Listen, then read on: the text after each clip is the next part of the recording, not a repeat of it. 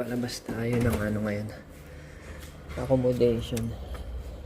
Kalat. Mimili lang tayo ng tinapay tsaka itlog.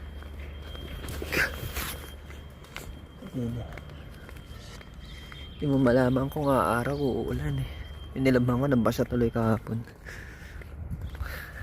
Accommodation namin, parang ano, construction worker. Bang house ng construction worker. Ayan. Labas tayo. May tindahan dyan sa baba. Pa-winter na eh. Taglagas na. November. Ito naman yung phase 2. Phase 1 yun. Kasi yung tinatawag na Vietnam House. Yan naman yung Magyar House o yung mga hanggar doon. Yan lang tayo sa ano, malapit sa Bocata.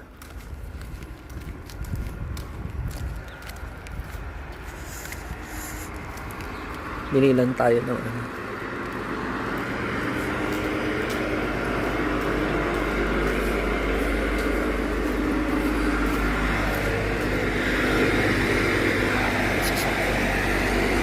compost yan. Yan yung tutubuan ng mushroom. Ilalagay nila sa mga rooms. Ayan o. Farm 1 yan. Sa taas. Yan. Lalagay nila sa mga room na bakante yan.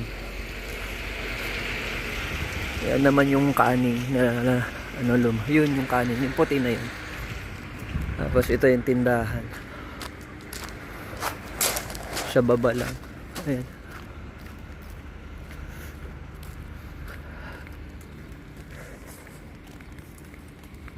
Madilim na naman, no. Hindi ko alam kung matuto yung nilabang ko. Yung tindahan, no. Tara, pasok tayo. Wala. Lilit ng itlog nila. Mahal. Lugi. Kaya tama na to. Tinapay tsaka luya.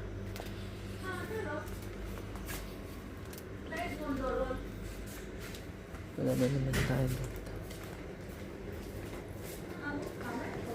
Ito yung mga pinipig na product nila.